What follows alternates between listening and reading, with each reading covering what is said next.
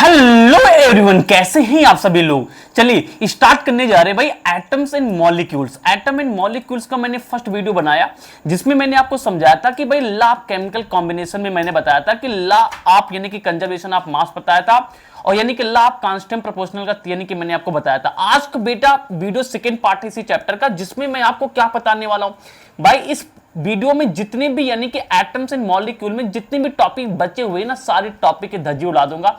तो तरीका तो मालूम है ना, एकदम बना के बैठ जाओ, किसी कान बैठ जाओ, कॉपी पे निकालो, बैठ जाओ, मजा आ जाएगा। इस चैप्टर को अगर आज पढ़ लिया, मैं तो आज बना रहा हूं यानी 15 जुलाई को, अगर आप यानी किसी भी जुलाई में पढ़ लेते हैं आज या कल परसों में, तो मान चलो इसमें कोई भी चैप्टर यानी कि टॉपिक, इससे कोई भी प्रश्न, इससे कोई भी एमसीक्यू, इससे कोई भी क्वेश्चन आ जाए, आप फट से लगा लेंगे, ये मेरी आपको गारंटी है। कोई दिक्कत नहीं होगी, मैं गारंटी दे रहा हूं। सारे क्वेश्चन लेके आए प्रीवियस ईयर में जो भी क्वेश्चन आ सकते थे उसको सारा यानी कि फॉर्मेट लेके आए हैं। कोई टेंशन नहीं होगी, बस आप कहीं कान्ना पे बैठ जाओ, सारे क्वेश्चन को सारे एकदम अच्छा मक्खन तरीके से आ जाएगा यार। टेंशन नहीं लेना, मैं यहाँ पे खड़ा हूं, तुमको टेंशन नहीं, सारी टेंशन इधर फेंक दो।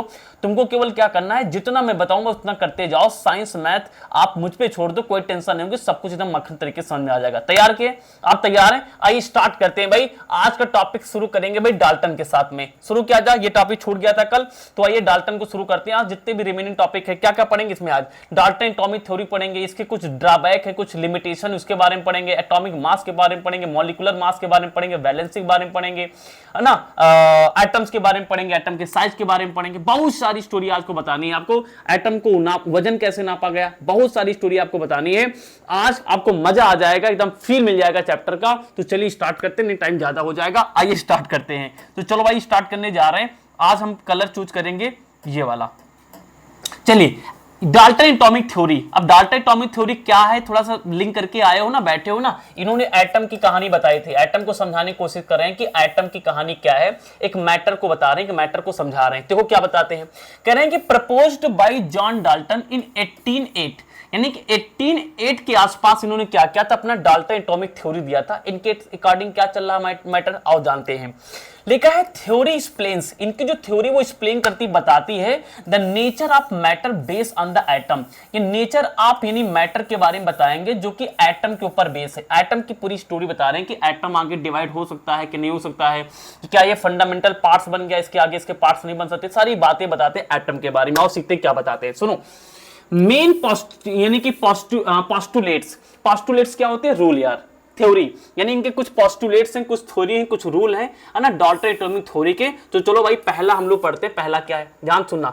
लिखा matter is made up of a tiny particle called atom. वही बात बता रहे हैं कि कोई भी दुनिया का मैटर है, यही बात बता रहे हैं कि दुनिया का कोई भी मैटर है वो छोटे छोटे टाइनी पार्टिकल से मिला है, छोटे छोटे टाइनी पार्टिकल से मिला है, जिनको इन्होंने नाम क्या दिया, मैटर दिया है। ठीक है ना भाई, मतलब कि जो मैटर है छोटे छोटे टाइनी पार्टिकल्स मिला, जिसको नाम इन्होंने एटम दिया। एटम नाम दिया, मैटर नहीं, एटम नाम दिया। पहली चीज है ना। और क्या बताया कि atom can not be divided further. ये बात इन्होंने बोली कि अब अगर ये एटम, हम इसको बोल रहे हैं, अगर ये टाइनी पार्टिकल है, अगर ये टाइनी यानी कि पार्टिकल है, और इन टाइनी पार्टिकल को अगर एक बार आपने एटम नाम दे दिया तो कोई भी इनके हिसाब से इस एटम को आगे सब डिवाइड नहीं कर सकता। सब डिवाइड जानते हो नहीं जानते हो, यानी इसको आगे चल के कोई डिवाइड करना, इसको कोई चैलेंज नहीं कर सकता कि हम आगे एटम को बांट करेंगे इनके हिसाब से। लेकिन ये गलत है, एटम को बांटना पॉसिबल हुआ, बाद में बताएंगे, ये आपको आप अगले चैप्टर में पढ़ेंगे। ठीक है ना। तो इनके हिसाब से क्या है, एटम को आगे हम डिवाइड नहीं कर सकते, इसके सब डिवीजन पार्ट नहीं बन सकते।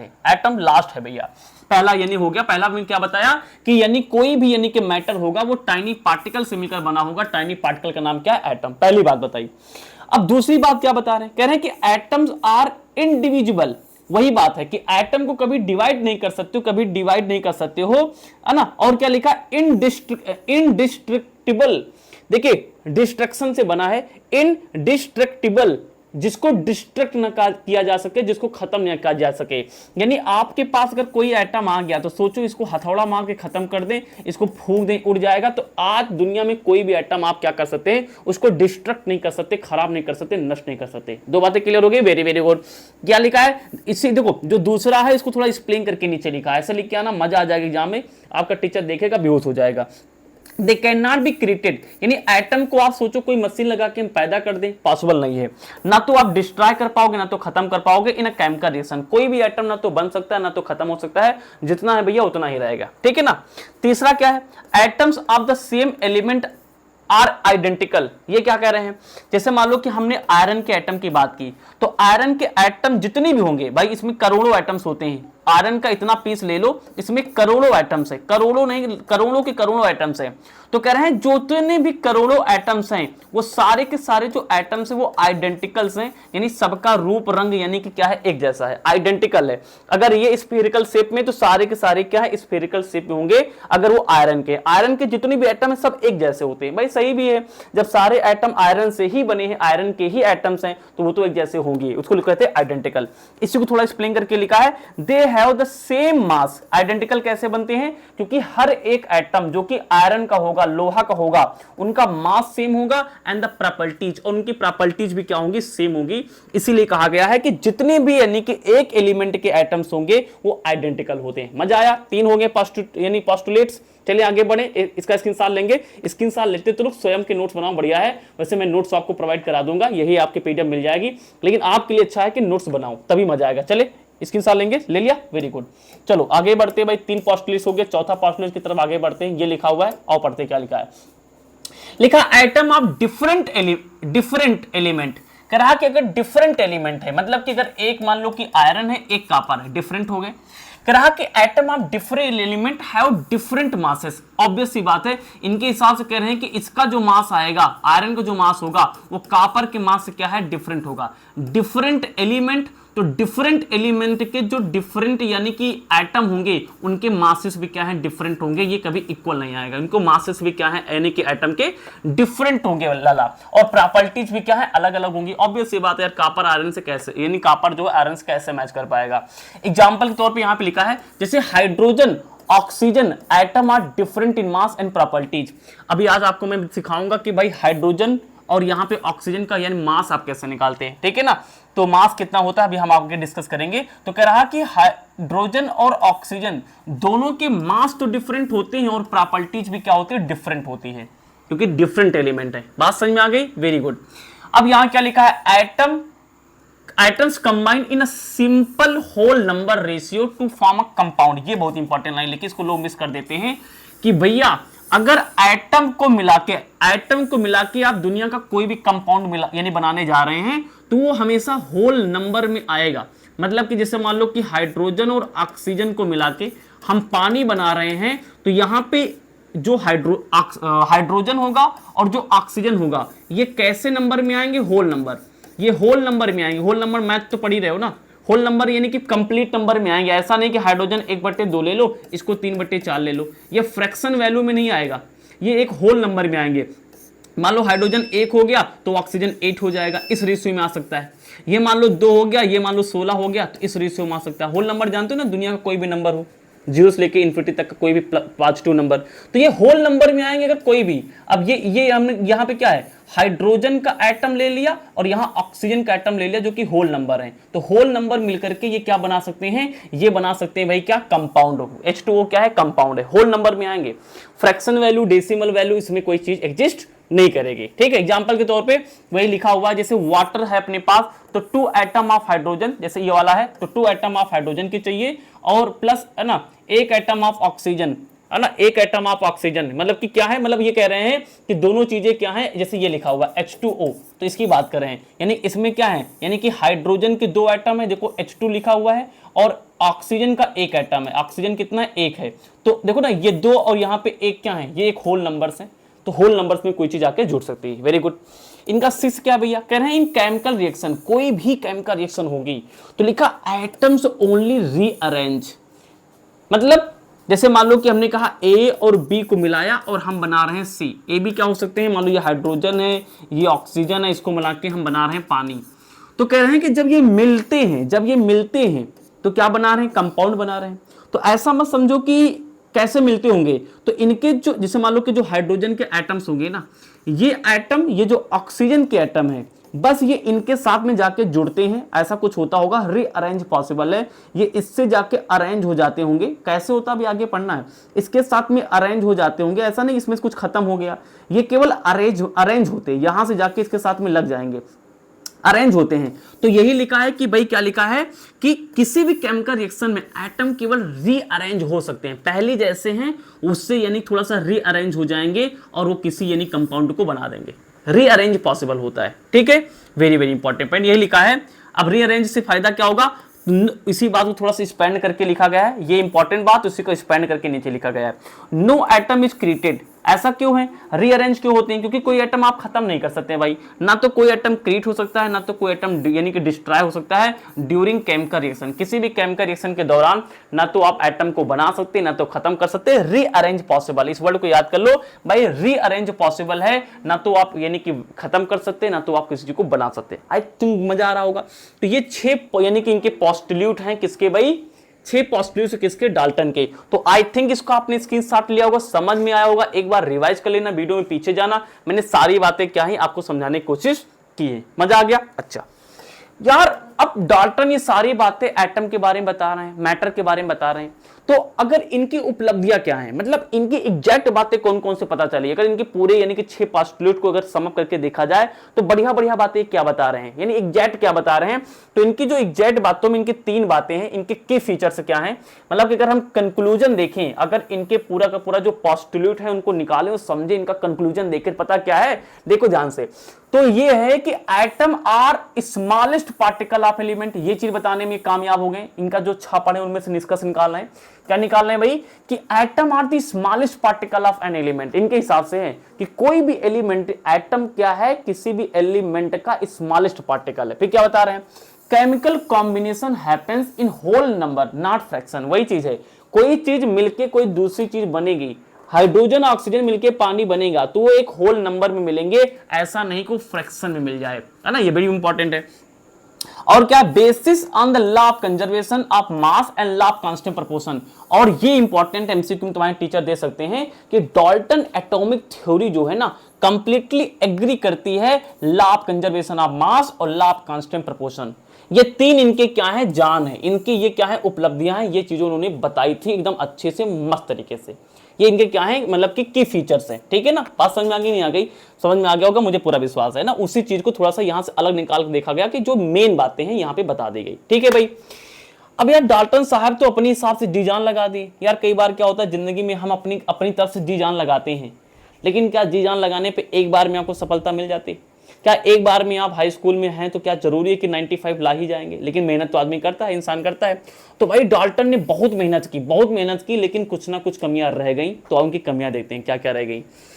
तो डज नॉट एक्सप्लेन, डाल्टन क्या क्या बातें अपनी थ्योरी में नहीं दे पाए, इनकी कुछ कमियां रह गई, और देखते हैं क्या कमियां रह गई। पहली बात क्या है, एग्जिस्टेंस ऑफ आइसोटोप। आइसोटोप्स क्या होते हैं यार, आइसोटोप्स क्या होते हैं, जैसे कि आप पढ़ते हैं कि हाइड्रोजन, तो इनके हिसाब से हाइड्रोजन जैसी दुनिया में कोई एक ही चीज है, लेकिन यार आगे चल के ये हाइड्रोजन क्या है, 3 भागों में बटा, यानी जैसे कि H1 H2 आगे पढ़ेंगे आप।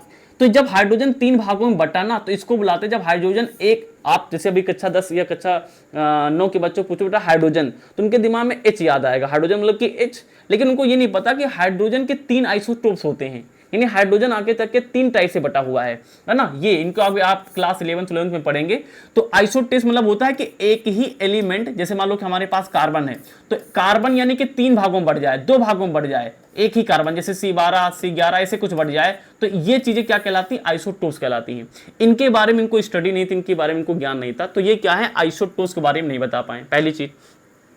दूसरा है फॉर्मेशन ऑफ आयन, जिसको अब आयन क्या होते हैं आज की ही वीडियो में हम आगे आपको पढ़ा रहे होंगे, अभी ये सीख लो कि आयन के बारे में नहीं बता पाए, कैसे लिखा जाता है, जैसे सोडियम के ऊपर यहाँ प्लस लिखा है ना, तो ये प्लस कहां से आए ये बताने में यानी कि ये असमर्थ थे, ये बता नहीं पाए थे यार, आयन नहीं बता पाए थे। और ये बहुत जल्द जो सबसे बड़ी इनकी गलती हो गई वो यहां हो गई मेरे भाई, एटम्स आर नॉट डिविजिबल। ये कह रहे हैं कि एटम को आप डिवाइड नहीं कर सकते आगे चल के, यानी कि मैटर से एटम अगर हम पहुंच गए तो मैटर को एटम को आके डिवाइड नहीं कर सकते, लेकिन आज सबको पता है, अभी अगला चैप्टर में आपको पढ़ाएंगे कि नहीं यार, आगे एटम को भी 3 भागों में डिवाइड किया गया है, इलेक्ट्रॉन प्रोटॉन न्यूट्रॉन, लेकिन वो उस समय तक नहीं बता पाए थे। तो ये इनके 3 फेलियर कह लो, लिमिटेशंस कह लो, या फिर इनके ऊपर ये काम नहीं करेगा, कुछ भी आप कह सकते हैं, या फिर कह लो कि इनको यार एक्सप्लेन नहीं कर पाए। तो ये हो गया Dalton atomic model, Dalton atomic model या फिर डाल्टन एटॉमिक थ्योरी। समझ में आ गई, क्लियर हो गया एकदम अच्छे से, हो गया क्लियर? चलो क्लियर हो गया हो तो बढ़िया है, कुछ भी ना समझ में आया हो तो पीछे लौट के आना, सब कुछ समझ में आ जाएगा। अब हम चलेंगे वीडियो के सेकंड पड़ाव में, वीडियो के सेकंड पड़ाव में चलेंगे और यहां पे समझेंगे अब एटम के बारे में। तो भाई अब हमने क्या किया, अपना चैप्टर चल रहा है एटम एंड मॉलिक्यूल्स, मानते हो नहीं मानते हो? हमारा चैप्टर चल रहा है भाई एटम एंड मॉलिक्यूल्स। तो हमने ये देखा कि एटम डिस्कवर कैसे हुआ, हमने ये देखा कि एटम डिस्कवर कैसे हुआ। फिर अब हम ये सीखने जा रहे हैं अगर एक बार एटम डिस्कवर हो गया, अच्छा जैसे अपने पास कोई एक एलिमेंट है, अपने पास कोई एक एलिमेंट है तो इसके पास करोड़ों एटम्स भरे होते हैं, कितने होते हैं? करोड़ों एटम्स। तो ये जो एटम्स आए हैं अब इनको हम स्टडी करने जा रहे हैं, यानी इनकी डिस्कवरी हो गई, अब इसको अंदर से पढ़ेंगे कि एटम दिखता कैसे है, इसका साइज क्या होता है, क्या हम इसको नंगी आंखों से देख सकते हैं, क्या माइक्रोस्कोप लगा के देख सकते हैं।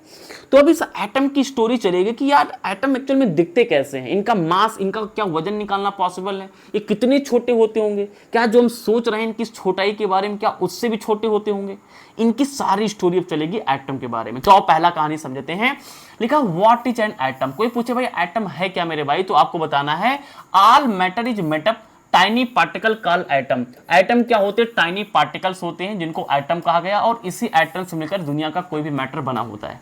तो एटम मतलब कि टाइनी पार्टिकल, और इसी टाइनी पार्टिकल को एटम कहते हैं, और इसी एटम से क्या है? मैटर बना होता है। मानते हो नहीं मानते तो समझ गए होंगे। तो आपको जब कभी एटम कहा जाए तो समझ जाना किसकी बात चल रही है? टाइनी पार्टिकल की बात चल रही है। किसकी बात चल रही है? टाइनी पार्टिकल की बात चल रही है। बढ़िया है, ठीक है, बहुत बढ़िया। अब यार ये जो एटम्स है ना, अब आपकी अच्छा ये जो डेटा पता है कहां से लाए हैं? पूरा आपकी एनसीईआरटी टेक्स्ट बुक से है। एनसीईआरटी टेक्स्ट बुक के एक लाइन को मैंने यहां पे डाल दिया। ऐसे कोई भी लाइन नहीं जो आपके इस जो पढ़ा दूं और एनसीईआरटी का एक भी सवाल आप ना कर पाए, सब कुछ कर पाएंगे क्योंकि मैंने एनसीईआरटी से ही पूरा ये पीडीएफ तैयार की है। अब देखिए, अब यार एटम को तुम्हारी एनसीईआरटी किताब में एकदम बढ़िया तरीके से डिफाइन किया गया है। जैसे मकान बनाते हैं ना, तो ईंट क्या होती है? ईंट से मकान तैयार होता है। तो इन्होंने एटम को इसी तरीके से समझाया। देखो क्या समझा रहे हैं, ये क्या कह रहे हैं? कह रहे हैं कि बिल्डिंग ब्लॉक, एक बड़ी सी बिल्डिंग को बनाना है। Building block of matter just like a bricks build a wall. देखिए ब्रिक्स मींस ईटा होता है, तो यहां पे ये ब्रिक्स को कह रहे हैं एटम।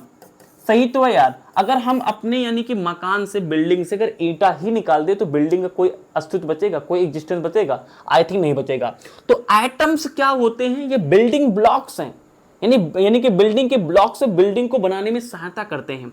उसी तरीके से एटम्स क्या है? एटम भी बिल्डिंग ब्लॉक्स हैं। किसके लिए? मैटर के लिए। दुनिया का कोई भी मैटर एटम से ही डिजाइन होगा, जैसे दुनिया की कोई बिल्डिंग ईंट से तैयार होती है। ठीक है ना? क्या लिखा है? Atom are extremely small. अब बेटा एक वर्ड यहां पर लिखा है एक्सट्रीम। एक्सट्रीम तब लगाते हैं, देखो वेरी मतलब कि बैड सेंस में, और एक्सट्रीम मतलब होता है जब आप वेरी को भी थोड़ा डिफाइन कर रहे हो, वेरी को भी बढ़ा के बताना है। स्मॉल है ठीक है, लेकिन एक्सट्रीमली स्मॉल कितना छोटा होता है मेरे भाई? एटम कितना छोटा होता होगा, और समझते हैं। लिखा है example, millions of atom stacks make a layer as thin as paper. सुनो बेटा, मिलियंस ऑफ एटम कह रहा कि मिलियंस ऑफ एटम, यानी कि अगर 50 लाख एटम लिए जाएं तो 50 लाख एटम पता क्या है? बेटा पेपर उठाओ, पेपर। यानी 50 लाख एटम, अगर 50 लाख एटम को हम लगाएं तो 50 लाख एटम, ये क्या लिखा देखो ध्यान से, a layer as thin as paper. Paper के जैसे पतली लेयर बनेगी 50 लाख एटम अगर जुड़ जाएं। इतने छोटे हैं, मतलब आप ये समझो कि ये पेपर है, इस पेपर पे 50 लाख एटम लगे हुए हैं। इतने पतले, यानी कि मतलब अब सोचो ना, इस पर 50 लाख कोई चीजें पड़ी हैं तो सोचो कितनी छोटी होंगी। 10, 20, 50, 1000, 2 लाख, लाख नहीं, 50 लाख चीजें इसके ऊपर है इस पेपर पर। तो सोचो मेरे भाई कितना छोटा होता होगा एटम। वही कह रहे हैं कि अगर मिलियंस ऑफ एटम को एक पेपर के शेप में डाला जाए तो आप पता क्या है, एटम को पेपर के साइज जैसा मोटा पाएंगे, उसकी थिकनेस इसी के बराबर होगी। तो इससे आइडिया दे रहा है, यानी कि ऐसे आइडिया मिला कि कितना छोटा होगा यार, यानी कितना छोटा होगा क्या? साइज ऑफ यानी कि एटम बहुत ही छोटा होता, भी आगे ये भी बताएंगे। अब वही अगला टॉपिक है भाई, साइज ऑफ एटम। आप कह रहे हो कि यार एक पेपर पे 10 लाख यानी एटम आ सकते हैं, तो मुझे आप बताओ ना साइज कितना होता। तो एक तो आइडिया है कि जो आप सोच रहे हैं उससे भी बहुत छोटा। ये तो मानते नहीं मानते हो? कितना छोटा, इसकी स्टडी हम करेंगे, आओ देखते हैं यानी कितना छोटा। अब ये ध्यान से देखिए लिखा है मेजर्ड इन नैनोमीटर। मेरे भाई नैनोमीटर क्या होता है? देखिए 1 मीटर में कितने होते हैं? 1 मीटर में, या फिर 1 नैनोमीटर लिख लेते हैं पहले। नैनो का मतलब पहले समझा दिया आपको यार, नैनो का मतलब होता है 10⁻⁹ 10⁻⁹। कह रहा है कि एटम को नापना है तो 10⁻⁹ में जाओ। एक मीटर का मतलब और समझाते हैं, देखो एक नैनोमीटर जो होता है दैट इज 10⁻⁹ मीटर। एक nanometer equal to 10⁻⁹ meter. Nano को हटाया, यहां 10⁻⁹ से मल्टीप्लाई किया, थोड़ा सा एक्सपेंड करिए, मतलब क्या निकला देखो, एक नैनोमीटर इक्वल टू, अगर इसको नीचे लाएंगे तो अभी माइनस में नीचे लाएंगे तो प्लस बन जाएगा, एक के नीचे जाएगा, मानते हो नहीं मानते, तब आप जानते हो नहीं जानते हो, अभी माइनस में नीचे लाएंगे तो प्लस में हो जाएगा मीटर। अब इसको थोड़ा सा खोलो, यानी कि 10 के ऊपर 9 है, मतलब कि एक के बाद 9 जीरो लगाने हैं, 1 2 3 4 5 6 7 8 9 मीटर। अब इसको समझो, अब तुम समझो मुझे क्या हुआ, देखो एक मीटर का इतना हिस्सा बेटा वो होता है नैनोमीटर। बहुत ही छोटी बात चल रही भाई। अच्छा, एक एटम का किस शेप पे होता है, ये शेप तुमको बता दें, यानी एटम किस आकार का दिखता है ये बता दें। देखो भैया, एटम जो है स्फेरिकल साइड का होता है, स्फेरिकल मतलब कि एटम जो है आपका जो बॉल नहीं तो बॉल गेंद, लेकिन अंदर सॉलिड होता है, लेकिन बहुत ही छोटा, जितना आप सोच सकते हो ना उससे भी छोटा। एक जो भुनगा नहीं होता जो आंख में पड़ जाता है, इसको आप ये समझो कि कम से कम 1,00,000 बार डिवाइड करो, एक भुनगा को 1,00,000 बार डिवाइड करो तो जो एक हिस्सा आएगा ना उसके बराबर आपका एटम है। इतना छोटा एटम्स होता है। अब देखिए क्या कहानी है, अब एटम को नैनोमीटर नापते हैं, क्लियर हो गया, मान गए। अब देखो ध्यान से, 1/10⁹ मीटर बनेंगे एक नैनोमीटर में, वो तो वही बता दिया। अब देखो ना, एक नैनोमीटर में 1/10⁹ मीटर, एक नैनोमीटर में 1/10⁹ मीटर, मतलब बहुत छोटी चीज होती है। अब आगे, अब एक मीटर में निकालोगे तो एक मीटर में कितना आएगा, 10⁹ नैनोमीटर बनेंगे। ये तो थोड़ा चेंज हो गया, कैसे हुआ आपको बता दिया। अब एक बात समझो, इसको हटाएं, स्क्रीनशॉट लेंगे इसका, देखिए समझिए, स्क्रीनशॉट ले लीजिए, ले लिया। अब देखो रिलेटिव साइज। अब अभी भी नहीं समझ में आया होगा कि कितना एटम का साइज है। चलो आप थोड़ा रिलेट करके दिखाते हैं, थोड़ा सा संबंध करके दिखाते हैं, रिलेट करके दिखाते हैं कितना छोटा होगा। देखो लिखा ऑब्जेक्ट साइज इन मीटर। अच्छा, ये किसकी मीटर की बात कर रहे हैं यार, एटम को मीटर में नापा जा रहा है, किसकी क्या है मीटर में। देखो अभी मैंने बताया कि एटम का साइज क्या होता है, एटम का साइज होता है स्फेरिकल। क्या होता है भाई, स्फेरिकल, यानी गोले जैसा होता है, स्फेरिकल होता है। अगर एक एटम स्फेरिकल साइज का छोटा सा है, लेकिन स्फेरिकल साइज तो पता चल गया, आगे पढ़ोगे तो इसमें 100% सेंटर होता होगा, कोई कुछ गोली सेंटर तो होगा मेरे भाई। तो सेंटर से ये दूरी क्या कहलाएगी, रेडियस कहलाती है। ये तो आप पढ़ के आए होंगे मैथ में। तो ये जो मीटर में लिखा सब बवाल ना, यानी कि 10⁻10 यानी कि जो भी लिखा है वो रेडियस की हम बात कर रहे हैं। यानी जब कभी आप एटम को नापने की बात करते हैं ना कि एटम कितना छोटा है, ये कोई नहीं बताएगा, हम तुम्हें बता रहे हैं एटम कितना छोटा, तो वहां पे आप रेडियस नाप रहे होते हैं, एक एटम की रेडियस, क्योंकि रेडियस से आप इसका आकार बता पाएंगे ना। एक एटम को नापना है, एटम है भैया स्फेरिकल शेप में, हमने कहा बताओ इसका आकार कैसा है, तो इसका आकार कौन डिसाइड करेगा, रेडियस। भाई किसी चीज का रेडियस छोटा है तो ये इतना बड़ा तैयार होगा, रेडियस और छोटा इतना बड़ा तैयार होगा, रेडियस बड़ा है तो इतना बड़ा तैयार होगा। रेडियस से साइज पता चलता है लाला, ठीक है, बहुत बढ़िया। आ गया तो जैसे से स्टडी से पता चला, लोगों ने एक्सपेरिमेंट करके निकाला है कि भैया अगर आपके पास कोई हाइड्रोजन जैसी चीज है ना, तो हाइड्रोजन में जो एटम का साइज मेरे भाई है वो 10⁻⁻10 है। किसमें क्या नाप रहे हो, रेडियस नाप रहे हो, किसमें नाप रहे हो, मीटर में नाप रहे हैं। सब चीजें समझ लेना, तुम्हारी एनसीईआरटी किताब का डेटा है सारा। अब देखो, जैसे मान लो आपके पास में जो हीमोग्लोबिन आपके यानी कि ब्लड में हीमोग्लोबिन है ना, अब हीमोग्लोबिन भी यार एटम से मिलकर बना हुआ है, तो इसमें जो एटम का साइज है ना वो 10⁻⁻8 है, बहुत ही छोटा होता है। इसको आप नेकेड आइट से नहीं देख सकते। नेकेड आइट मतलब होता है बिना चश्मा, बिना माइक्रोस्कोप लगाए, नंगी आंखों से, ऐसे इसको बुलाते हैं। जैसे एक आंट है, चींटी है, तो ये भी क्या है, एटम से मिलकर बनी, बहुत छोटा एटम्स होता है। हाँ, एप्पल में जो है थोड़ा सा एटम का साइज बड़ा होता है, 10⁻⁻1 यानी 1/10 होता है मीटर में। क्या नाप रहे हैं, अभी भी बता रहे हैं चिल्ला चिल्ला के, रेडियस। तो इतना छोटा साइज होता है एटम का, इतना छोटा साइज होता है एटम का। तो बात समझ में रखोगे। तो आप किससे बताओगे, कोई पूछे कि भाई एटम का साइज बताओ कितना होता है, तो आप ये बताओगे कि एटम का साइज 10⁻⁻10 मीटर में होता है। या फिर और कोई ना समझ पाया तो आप ये बताओ कि एटम का साइज भैया नैनोमीटर में होता है। तो कोई पूछे कि एक एटम में नापते क्या है, तो क्या जवाब दोगे, एक एटम में नापते हैं उस एटम की रेडियस। कोई पूछे रेडियस ही क्यों नापते हैं, और कुछ नहीं नाप क्यों सकते हैं, क्योंकि रेडियस ही नापते हैं, क्योंकि एटम जो है वो स्फेरिकल शेप में है। स्फेरिकल शेप में रेडियस ही आप नाप सकते हैं, रेडियस ही डिसाइड करे कोई चीज कितनी बड़ी, कोई चीज यानी कि छोटी है। तो तो एटम क्या होता है 10⁻⁻10 मीटर में होता है, बहुत छोटी वैल्यू, या फिर आप कह सकते हो नैनोमीटर में नापा जाता है, और ये हमारे पास क्या है रेडियस नापी जाती है। क्लियर हुआ? इतनी बातें क्लियर हो गई। चलिए आगे चले चलो आगे।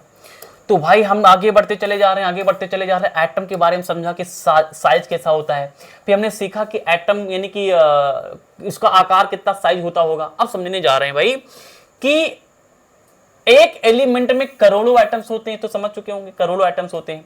अब यार अच्छा, एलिमेंट से बहुत सारे हैं, hydrogen, helium, lithium, beryllium, boron, carbon. सोचो आज तुम पढ़े हो ना hydrogen, helium, lithium, beryllium, boron, carbon, लेकिन आज के 200 300 400 साल पहले तो नहीं पता रहा होगा कि हाइड्रोजन को हाइड्रोजन H बुलाना है?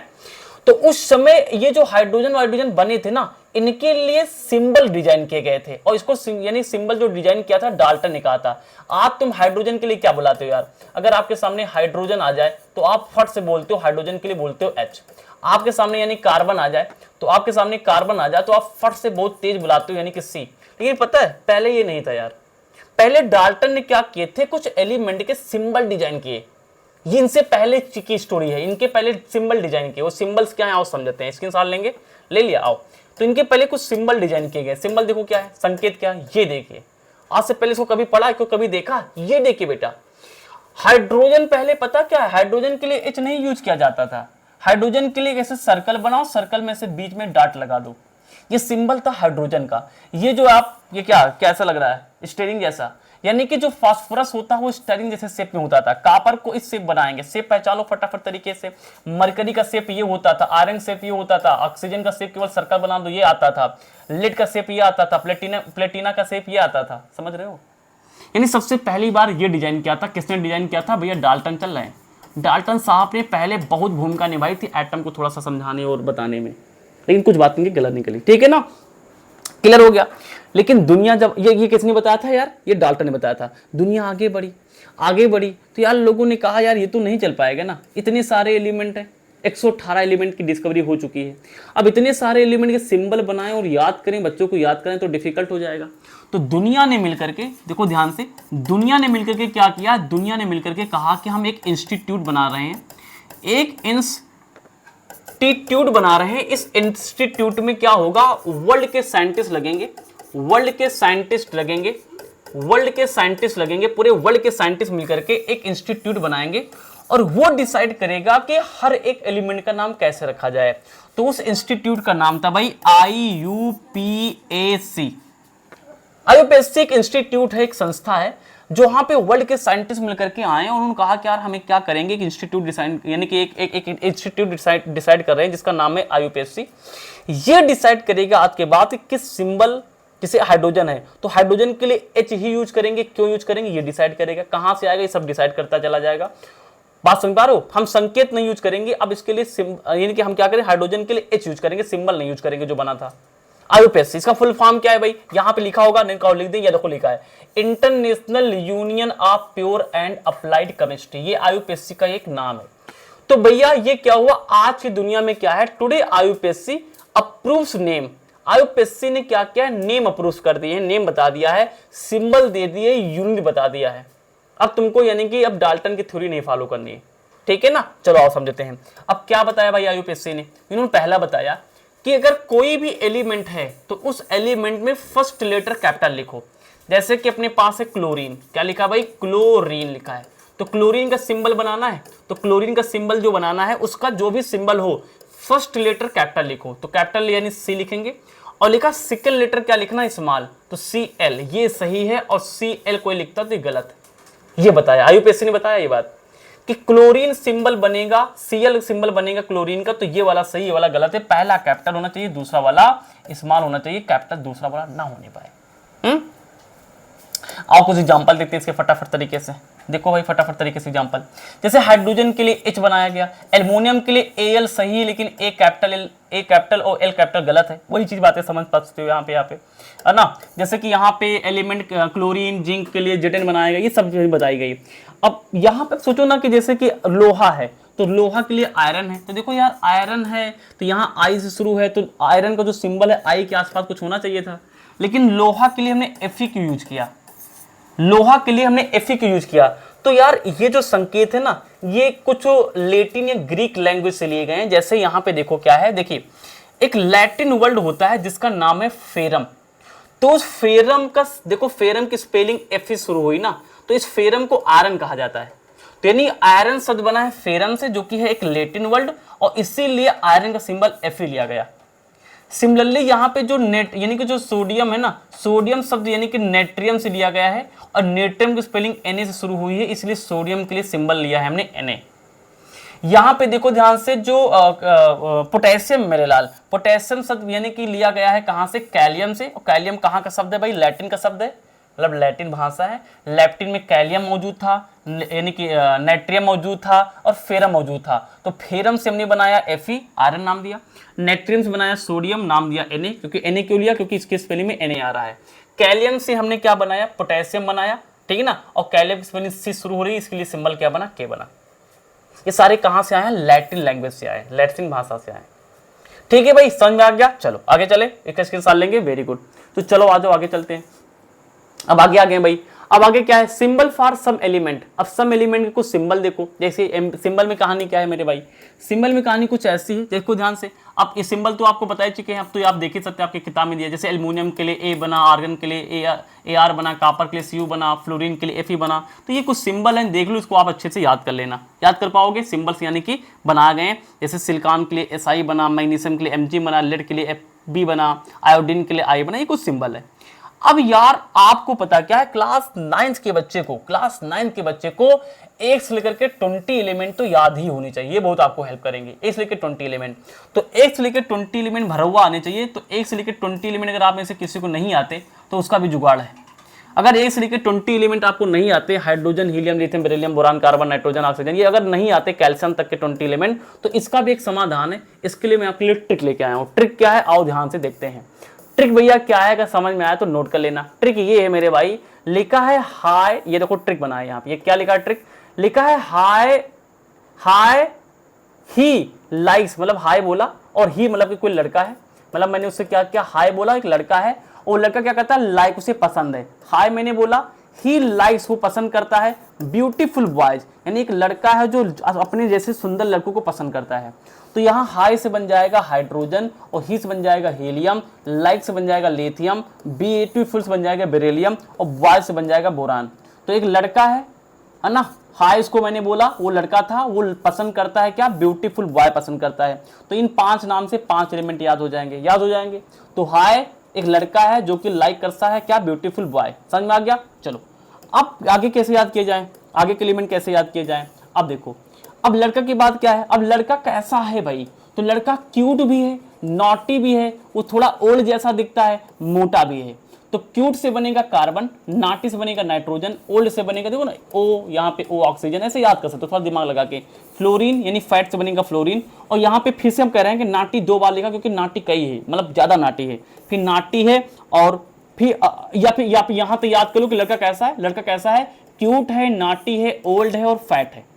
फिर हमने कहा एक मैंगो है, मैंगो भी नाटी है, नहीं कि नाटी मैंगो है, तो इस वाले नाटी से बनेगा नियान, और एम से बनेगा, यानी कि यहां से मैंगो से क्या बनेगा, यहां पे सोडियम बनेगा। ठीक है ना, बात समझ में आई यही। और यहां पे क्या है, आल से बनेगा यहाँ पे क्या, मैग्नीशियम, ऐसे ट्रिक याद कर सकते हो। सिली से बनेगा हमारे पास क्या, यहाँ पे silly people should clean all kettles, यानी कि है ना केयरफुली। तो सिली यानी कि बेवकूफ पीपल, सिली पीपल है ना, यानी कि should clean are kettle carefully. तो ऐसे सिंबल से बना सकते हो कि सिली यानी कि सिली से एल्युमिनियम बन जाएगा, पीपल से ये सब, यानी कि कैसे कहानी आप इसको आप तैयार कर सकते हैं।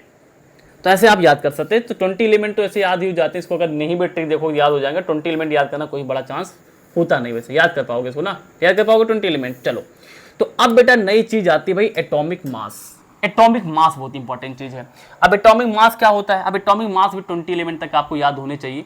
तो एटॉमिक मास क्या है, आओ जल्दी जल्दी आपको दिखाते एटॉमिक मास क्या है यार, एक बार समझ में आ जाएगा। एटॉमिक मास क्या होता है, देखो यार दुनिया में भाई बहुत सारे एलिमेंट है, सब चीज एलिमेंट से बनी है। तो एक एलिमेंट हजारों एटम से मिलकर बना है। तो ये एटम्स है, ये क्या है, एटम्स है, हजारों एटम्स होंगे, ऐसे करोड़ों एटम्स होंगे। तो एक एटम किसी एक एलिमेंट का जितना यानी मास रखेगा उसी को बुलाएंगे एटॉमिक मास। एक एटम किसी एक एलिमेंट का जितना मास रखेगा उसी को बुलाएंगे एटॉमिक मास। वही नीचे लिखा है मास ऑफ एन एटम, यानी एक एटम का मास ऑफ एन एलिमेंट, किसी एक एलिमेंट के एक एटम का जो मास होता है उसको एटॉमिक मास बुलाते हैं। बहुत इंपॉर्टेंट चीज है। Dalton suggested each element has a characteristic atomic mass, और डाल्टन ने बताया कि भाई हर एक एलिमेंट के पास क्या है, अपना अलग अलग एटॉमिक मास होता है। ठीक है, चलो थोड़ा सा और देखते हैं। अब इन्होंने बताया कि जो एटॉमिक मास होता है ना, ये क्या होता है, the mass of an atom express in atomic mass unit. अब इन्होंने कहा भाई एटॉमिक मास को नापे किसमें, तो एटॉमिक मास को नापने के लिए इन्होंने क्या किया, एटॉमिक मास यूनिट AMU, बेटा ये देख लो क्या है AMU, क्या है इसका फुल फॉर्म क्या होगा, एटॉमिक मास यूनिट। इसको आयुपेस्सी ने कहा, इसको शॉर्टकट में आप केवल U बुला सकते हैं। ये क्या है भाई, यूनिट है, ये क्या है, यूनिट है ऑफ एटम। यानी एटम जैसे हमारा तुम्हारा वजन किस में नापा जाएगा, किलोग्राम में, उसी तरीके से जो एटम है ना उसको हम AMU में नापेंगे, जिसको आयुपेस्सी ने शॉर्टकट में कहा है कि भाई आप U बुलाओ। AMU में क्या है, एटम को नापते हैं, उसका मास नापते हैं, उसकी वजनाई नापते हैं। ठीक है भाई। अब यार एक चीज तुमको बतानी है, देखो एक चीज क्या बतानी है, बहुत ध्यान सुनना, बहुत इंपॉर्टेंट चीज बताने जा रहे हैं, पेज पे अलग बताएंगे। देखो क्या समझाने जा रहे हैं, देखो यार मान लो अपने पास में कोई चीज हम ले लेते हैं, मान लो हमने यहाँ पे ले लिया, कुछ भी ले लेते हैं, मान लो हमने ले लिया यहाँ पे कार्बन ले लिया, या फिर हमने यहाँ पे ले लिया ऑक्सीजन ले लिया, फिर हमने यहाँ पे ले लिया हीलियम ले लिया।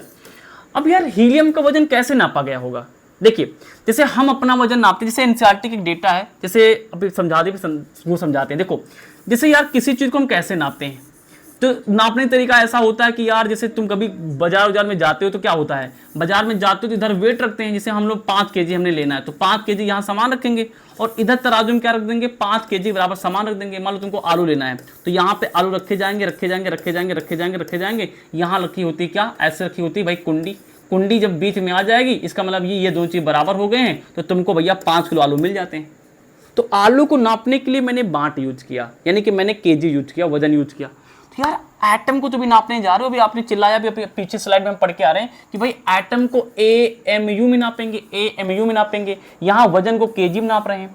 तो बात यह है कि नापे शुरुआत कैसे करें, जैसे यहाँ हम बांट यूज कर रहे हैं, केजी यानी वजन यूज कर रहे हैं, इसको नापने के लिए स्टैंडर्ड बना लिया ना हमने कि 1 केजी में इतना लोहा आएगा, इसके बराबर हम आपको आलू देंगे।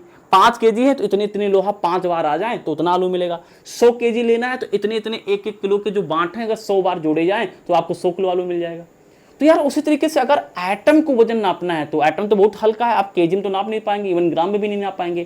तो इसको कैसे नापा जाए, तो लोगों ने दिमाग लगाया, समझ में आ गया क्वेश्चन क्या है, तो लोगों ने दिमाग लगाया, इसके लिए उन्होंने क्या किया, जैसे हमने क्या किया, वजन नापने के लिए अपना हमारा आपका किसी भी चीज का वजन नापने के लिए केजी बनाया। केजी में हमने 1 केजी स्टैंडर्ड बना लिया कि कोई लोहा अगर इतना है, भाई किसी ने सोचा होगा ना कि एक दिन क्या हुआ होगा, कुछ लोग बैठे होंगे, उन्होंने कहा इतना लोहा निकाला, इसको निकाल कैसे रख दिया, कहा कि अब जितना लोहा वो 1 केजी है, अब सब कुछ इसके हिसाब से बनेगा। अब 1 केजी में इतना लोहा आया, 5 केजी में ऐसे 5 जोड़ दो तो 5 केजी बन जाएगा।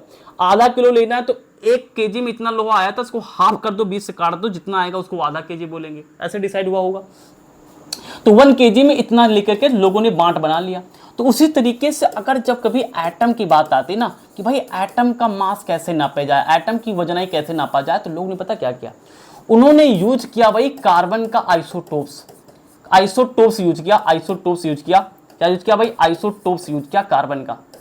आइसोटोप्स क्या होता है, आगे पीछे पढ़ा के आ रहे हैं, मतलब कार्बन क्या होता है, केवल कार्बन नहीं होता, कार्बन 12 होता है, कार्बन 11 ऐसे होते हैं। तो इन्होंने क्या किया, कार्बन का आइसोटोप्स यूज किया, कार्बन 12, यानी एक दिन दिमाग लगाया, उन्होंने क्या किया, कार्बन लिया और कार्बन के 12 टुकड़े कर दिए। तो कार्बन लेके 12 टुकड़े कर लेते हैं, चलो आ जाओ, 1 2 3 4 5 6 7 8 9 10 11 1 12। तो इन्होंने 12 हिस्से किए कार्बन के, और 12 हिस्से करने के बाद में इन्होंने पता क्या दिमाग लगाया, इन्होंने दिमाग ये लगा, तो कितना खतरनाक दिमाग लगाया, बांट बनाने के लिए। भाई मास को बांट, मतलब कि जो मास एटम है ना उसको कैसे नापा जाए। तो कार्बन 12 को लिया, उसके 12 टुकड़े कर दिए, इसीलिए इसका नाम है कार्बन 12। और इन्होंने क्या किया, यहां से एक टुकड़ा बाहर निकाला, ये टुकड़ा बाहर निकाला, और इस टुकड़ा को लाके इन्होंने कहा आज के बाद ये हमारा क्या है, जैसे यहाँ पे बांट 1 केजी लिया था ना, तो इन्होंने कार्बन 12 निकाला। तो कार्बन 12 कौन सा हिस्सा निकाला, 12वां हिस्सा निकाला। भाई ये टोटल 12 खाने हैं तो इसका 12वां हिस्सा मतलब कि 1/12। तो कार्बन 12 का 1/12 हिस्सा निकाला, इन्होंने कहा आज के बाद ये हमारा क्या है, प्रकाश से कह सकते हो बांट है। दुनिया की कोई चीज अब इससे नापी जाएगी, दुनिया की कोई चीज अब इससे नापी जाएगी। मतलब कि अगर हमें कोई चीज नापना है एग्जांपल के तौर पर, तो अगर हमने क्या किया, जैसे मान लो कि हमें हाइड्रोजन नापना है, तो इधर हाइड्रोजन रखेंगे और नापेंगे किससे, हाइड्रोजन तो छोटा है, तो इसको एटम नापना है तो हम यहां लिखेंगे क्या, कार्बन 12 का लिखेंगे, यानी कि 1/12वां हिस्सा। ये हमारा बांट बनेगा, इस पर रख के सब कुछ नापेंगे। ये मजेदार तरीका आ गया, ये हमारे लिए बांट बन गया। बात समझ में आ गई। और मजे वाली बात पता क्या है, मजे वाली बात ये है, अब ध्यान सुनना, चीज बहुत इंपॉर्टेंट यहां पे लिखेंगे। मजे वाली बात ये है यार कि जो कार्बन 12 का 1/12वां हिस्सा था ना, जिसको हमने बांट बनाया, बाद में देखा गया कि ये 1 mu के बराबर हुआ। वाओ वाह वाह वाह, समथिंग न्यू। यानी कि जो कार्बन 12 है उसका 1/12वां जो हिस्सा है उसका वजन 1 mu के बराबर है। सोचो, एकदम बढ़िया से बांट मिल गया। यानी कि 1 mu का मतलब कार्बन 12 का 1/12वां हिस्सा। जैसे हमने कहा किसी चीज का 2, यानी कि किसी चीज का 2 mu मास है। समझो समझो समझो, इसे समझाएंगे, इंपॉर्टेंट है। हमने कहा किसी चीज का 2 mu मास है, तो इसका मतलब क्या हुआ, 2 mu मतलब कि कार्बन 12 का एक हिस्सा होता है क्या, एक हिस्सा होता है हमारे पास में C12, यानी कि 1/12, यानी कि C12, 1 mu। अब 2 mu मतलब क्या हुआ कि समझो क्या बता रहे हैं, 2 mu का मतलब ये हुआ, देखो समझाएंगे जरूर समझाएंगे। देखो क्या हुआ, जैसे 12 हिस्से थे, इसमें से जल्दी कर लेते हैं समझाने के लिए। तो 2 mu का मतलब हुआ कि C12 के 2 हिस्से, एक हिस्सा ये वाला, एक हिस्सा ये वाला। अब इसका वजन हम पहले से नापे रखे हैं, तो इसका जितना वजन आएगा उतना हो जाएगा 2 mu। ये कंसेप्ट लगाया गया। जैसे हीलियम का वजन जैसे मान लो होता है 4 mu, तो यार अब mu है क्या, हम कैसे जाने। तो भाई mu को हम तोड़े पड़े हैं ना। mu क्या होता है, C12 का, देखो C12 का 1/12वां हिस्सा, मतलब सिंपल भाषा में, यानी C12 का एक वाला हिस्सा, वो 1 mu के बराबर। तो यहाँ पे 4 mu लिखा है, मतलब कि C12 के, यानी जो तुमने C के यानी कि 12 टुकड़े किए ना, उसमें के 4 टुकड़ों का वजन देख लो, वो मतलब होता है 4 mu का। तो हीलियम का यानी कि मास निकल आएगा। तो 4 मतलब 2 पहले लिए, तीसरा यहां से ले लिया, चौथा यहां से ले लिया। ये खतरनाक दिमाग लगाएगा। और मजे वाली बात एक चीज पता चली कि कार्बन 12 का जो 12वां हिस्सा है वो 1 mu के बराबर होता है। अब अगर 5 mu है तो यानी इसके 5 टुकड़े लेने हैं, 10 mu इसके 10 टुकड़े लेने हैं, और इसको हम नापे रखेंगे कितना होता है। बात समझ में आ गई। और बाद में पता चला कि भैया कार्बन का जो 12वां हिस्सा है उसको 1 mu बुलाते हैं, और बाद में चला कि 1 mu क्या होता है, हाइड्रोजन के एक एटम के बराबर है। वाह वाह वाह, यानी कि एक एटम, यानी 1 atom of hydrogen, 1 atom of hydrogen. अब तीनों बात को साथ बोलेंगे, ध्यान सुनना। देखो, कार्बन 12 का जो 12वां हिस्सा है उसको 1 mu कहा गया, और 1 mu पता क्या है, हाइड्रोजन के एक एटम का जो मास है वो 1 mu होता है। हाइड्रोजन के एक एटम का मास 1 mu होता है। तो mu अगर आपके सामने लिखा है 5 mu, तो आपके दिमाग में क्या दिमाग चलना चाहिए, 5 mu लिखा क्या समझना चाहिए, मतलब जो C12 है, कार्बन के 12 हिस्से किए गए थे, तो उसके 5 हिस्सों का वजन। समझ पा रहे हो। तो इसको बनाया गया भाई क्या, C12 को स्टैंडर्ड बनाया गया। क्या C12 को स्टैंडर्ड हमने बनाया है, इससे सब कुछ नाप रहे नहीं, C12 का 1/12वां हिस्सा को बना रहे हैं, इसको बनाया गया बांट। अब इसी सब कुछ हम नापेंगे। समझ में आ गया होगा, आई होप मैंने पूरी कोशिश की है। चलो आओ, अब हम चलेंगे पीछे, फिर से लौट के आएंगे। तो चलो, अब ये लिखा हुआ है, अब आओ इस चीज लिखा हुआ है, अब आगे वही लिखा हुआ है यार। देखो जो भी मैं पीछे पढ़ा के आया वही लिखा है। क्या लिखा है, 1 एटॉमिक मास यूनिट, मतलब कि 1 AMU बराबर कितना होगा, 1/12 of the mass of 1 carbon 12 atom. वही लिखा है सेम, कह रहा कि 1/12 the mass of 1 carbon 12 atom, carbon 12 atom के बराबर होता है 1 mu। यही तो पीछे चिल्ला चिल्ला के बता के आ रहे हैं। अब बात ये आती है कि why carbon 12 is standard, carbon 12 को ही तुमने बांट क्यों बनाया। तो आप देखते हैं भाई। अच्छा, पता है कि कार्बन 12 से पहले एक चीज को बांट और बनाया गया था, मास को नापने के लिए, एटम के मास को नापने के लिए। वो था भैया 1/16 ऑफ ऑक्सीजन। जैसे आज हम C12 यूज कर रहे हैं, तो सबसे पहले पता है क्या, ऑक्सीजन के साथ में 16 लगाओ, पहले इसको बांट बनाया गया था, लेकिन फिर बाद में इसको हटा दिया गया। फिर बाद में यानी कि 1961 के आसपास क्या है, अभी इसको आप 11th में एकदम डीप पढ़ेंगे लाला। तो यानी कि 1961 के आसपास क्या है, कार्बन 12 को आइसोटोप जो होता है कार्बन का, इसको चूज किया गया यूनिवर्सल एक्सेप्टेंस। यूनिवर्सल मतलब कि पूरी दुनिया चूज करेगी, पूरी दुनिया इसको मानेगी, कि पूरी दुनिया मानेगी कि C12 हमारे लिए क्या है भाई, ये एक यानी कि बांट होने वाला है एटम के मास को नापने के लिए, क्योंकि एटम का मास बहुत ही छोटा होता है।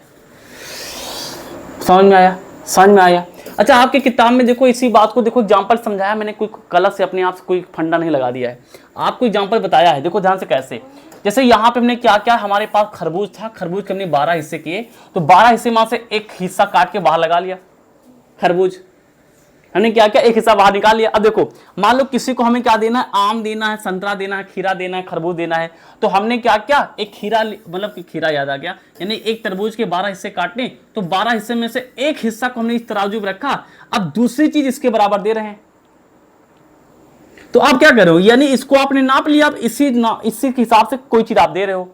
जैसे मान लो अब यहाँ पे इसका वजन था 12, तो 12 में से एक हिस्सा कितना आएगा, 1 किलो का, मतलब ये 1 किलो बन गया। तो अब यानी इसका मतलब 1 किलो के बराबर आपने दो, यानी कि यहाँ सेब रखे हैं, तो मतलब कि 2 सेब मतलब कि 1 किलो।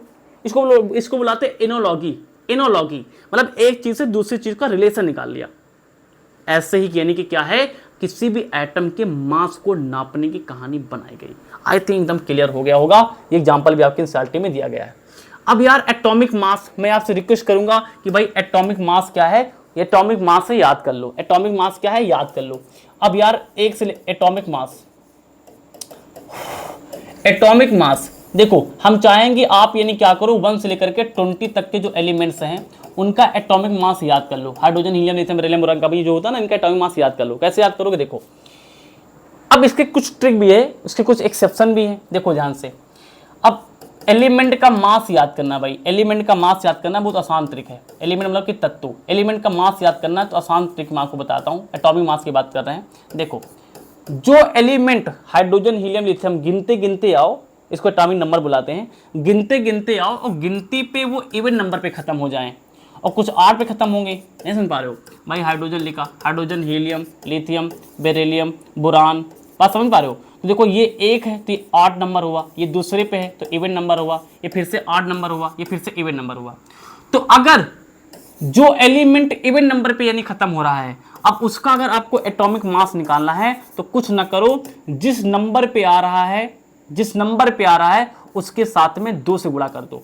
जैसे मान लो कि हीलियम है, हमने कहा भाई हीलियम का मास बताओ, एटॉमिक मास, तो दूसरे नंबर पे आ रहा है तो दूसरे नंबर पे आ रहा है तो 2 लिखेंगे। अब बस को 2 से मल्टीप्लाई कर दो, ये आ जाएगा 4। किस में निकालेंगे, किस में निकालेंगे यदि बोल दो, AMU में निकालेंगे। इसको हम दूसरी तरीके से क्या लिख सकते हैं, 4U, क्योंकि MU को U भी लिखा जाता है।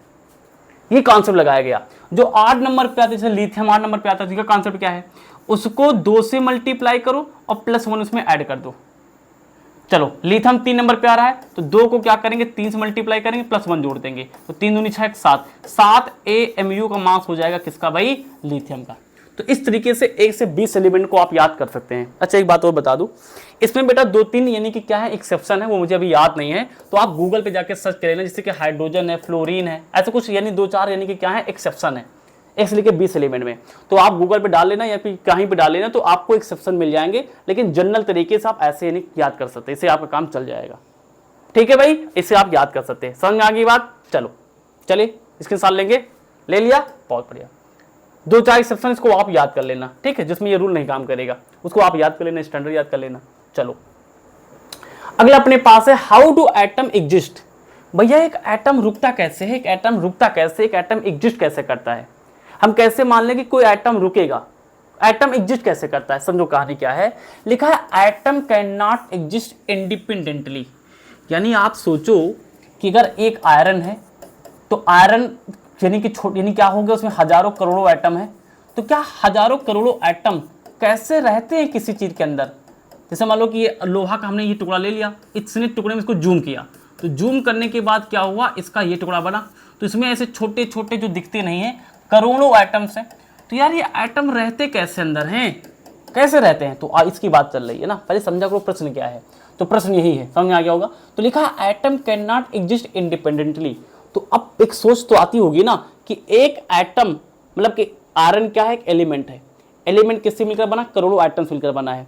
तो ये करोड़ों एटम इसके अंदर रहते कैसे होंगे, क्या वो हमेशा कहीं भी घूम सकते हैं, आजादी है, क्या वो इंडिपेंडेंट है या फिर इंडिपेंडेंट है, या फिर एक एटम दूसरे एटम से टाइटली बंधा हुआ है, एक दूसरे को भागने नहीं दे रहे हैं। अब ये भी तो जानना जरूरी है भाई, एटम तो बढ़ रहे हो तो इसके बारे में स्टडी चल रही है। तो पहली चीज तो जान जाओ कि भैया atom can not exist independently. ना ना ना ना, किसी भी चीज के अंदर के जो एटम ऐसे नहीं कि कहीं भी भागते चले जाएंगे, इंडिपेंडेंट नहीं होते भागने के लिए। अब कैसे होते भी आगे पढ़ेंगे, बंधे होते हैं। अभी कैसे बंधे होते हैं हम बात करेंगे।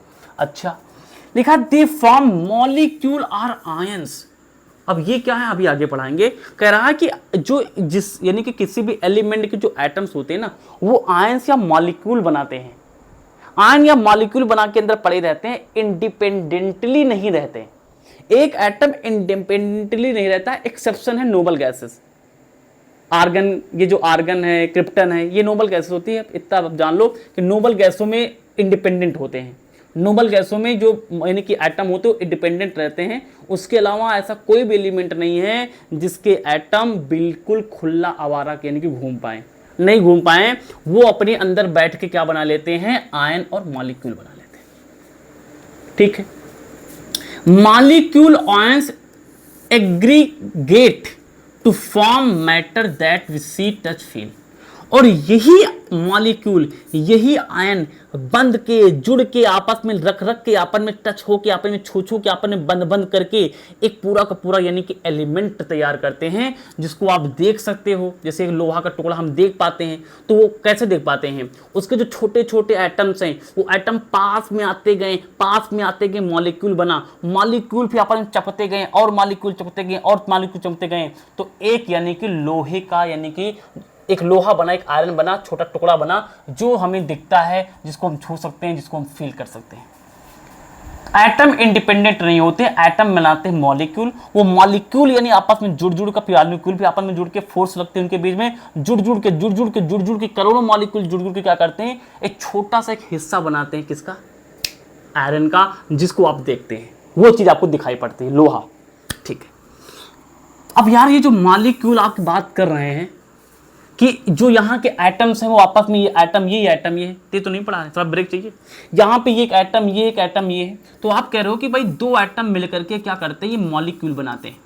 यानी और यही मॉलिक्यूल इकट्ठा हो के एक मॉलिक्यूल ये हुआ, एक मॉलिक्यूल ये हुआ, एक मॉलिक्यूल ये हुआ, तो पूरा मिलकर के क्या बनाएंगे, एलिमेंट बनाएंगे। और इसी एलिमेंट को हम क्या करते हैं, लोहा बन गया। मतलब लोहा एग्जाम्पल ले रहे हैं, इसी को आप देख सकते हो, छू सकते हो और फील कर सकते हो।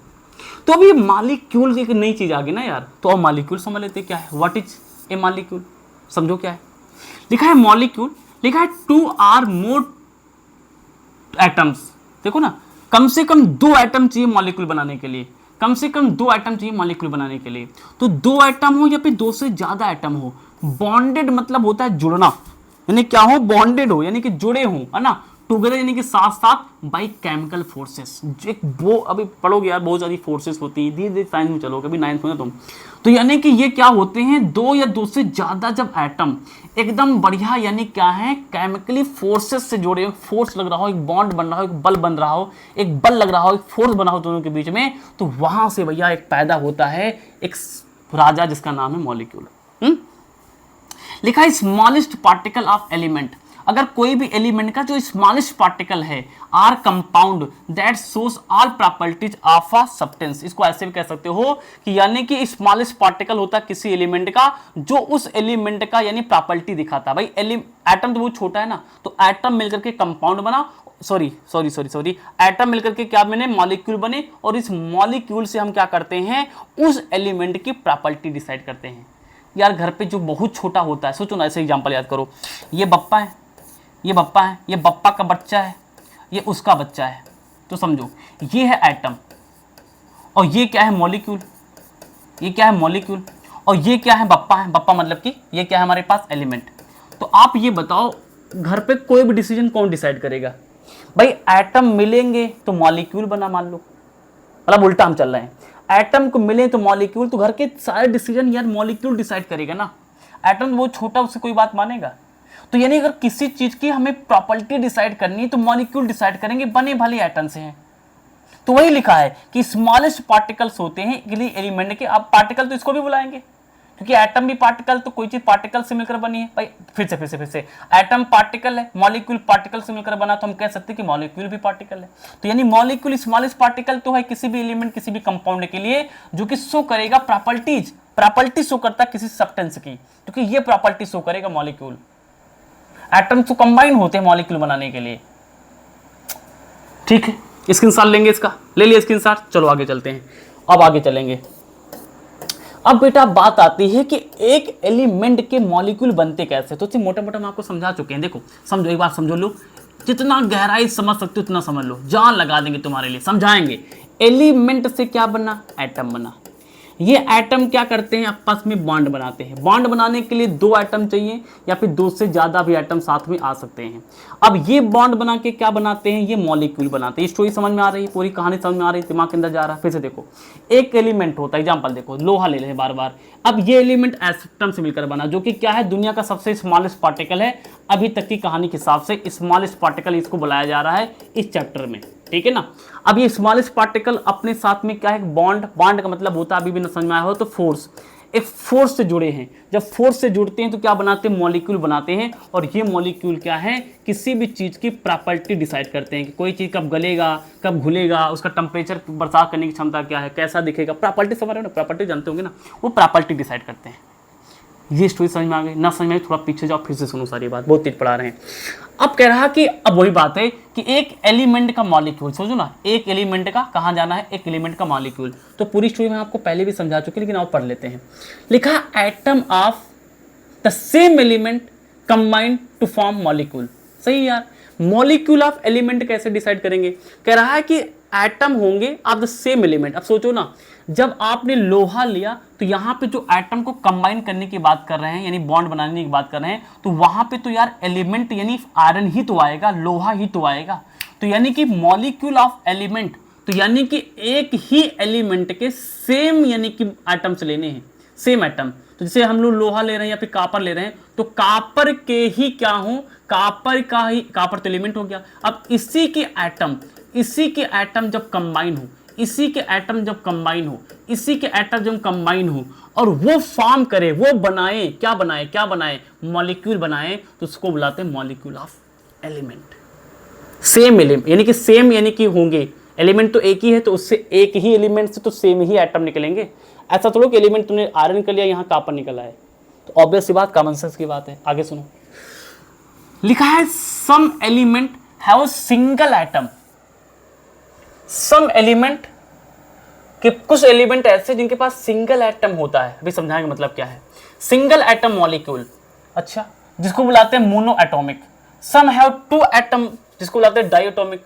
किसके पास बहुत होते उसको बुलाते हैं पॉलीएटॉमिक। कुछ समझ में आया, और समझाते हैं। देखो, जैसे अपने पास आर्गन है, तो आर्गन एक एलिमेंट है। तो जो आर्गन है ना, आर्गन के जो मॉलिक्यूल्स होते हैं ना, वो AR में ही मौजूद होंगे। मतलब एक ही AR जो है, एक ही एलिमेंट भी है, एक ही मॉलिक्यूल है, एक ही चीज, यानी इसमें एक ही एटम है, एक ही मॉलिक्यूल है, एक ही एलिमेंट है, तो इसको बुलाएंगे मोनो एटॉमिक। समझो, देखो क्या लिखा है, some element have a single atom molecule. देखो ना, पकड़ो, सिंगल मतलब एक, एटम मतलब एटम भी एक, मॉलिक्यूल मतलब कि मॉलिक्यूल भी एक। मतलब कि एक ही आर्गन, एक ही एटम, एक ही मॉलिक्यूल बनाए तो कहलाएगा यानी कि मोनो एटॉमिक, जिसका जैसे आयरन है, हीलियम है, ऐसे। ये देखो डाइटोमिक क्या है। अब डाइटोमिक में क्या है मेरे भाई, डाइटोमिक में क्या है, देखो ना डाइटोमिक, इसमें क्या है, O से ऑक्सीजन ही बनेगा, O2 से ऑक्सीजन बनेगा, यानी इसमें OO यानी कि दो एटम चाहिए होंगे, दो आइटम चाहिए होंगे, दो आइटम, ये आइटम है, दो आइटम चाहिए होंगे ऑक्सीजन। देखो भाषा सुनो, भाषा दो, जैसे हमने कहा ऑक्सीजन कैसे बनेगी, तो कई बार बच्चे पूछो ऑक्सीजन कैसे बनेगी, तो कहेंगे O2 से ऑक्सीजन बनेगी।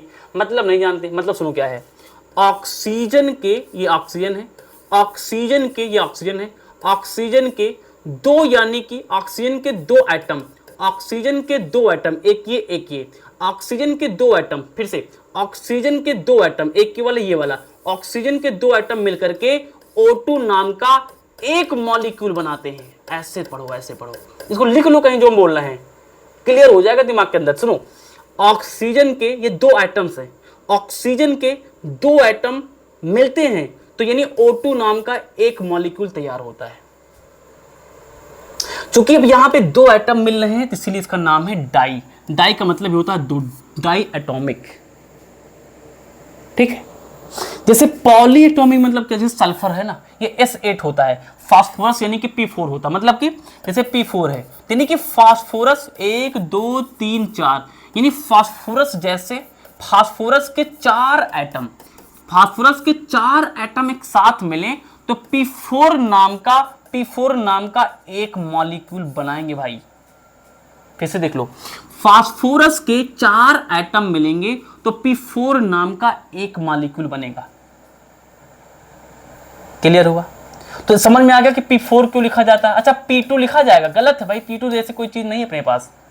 ये 4 एटम के साथ में एग्जिस्ट करता है, 4 एटम मिलकर एक मॉलिक्यूल बनाएगा। अब मॉलिक्यूल एटम कभी यानी बच्चों को क्लियर नहीं हो पाता, तो आप समझ जाओ कि एटम मिलेंगे, पहले एटम आया कि मॉलिक्यूल आया, जरूर जवाब दो। पहले एटम आया, उसके बाद मॉलिक्यूल आए, और ये एटम कैसे, मॉलिक्यूल।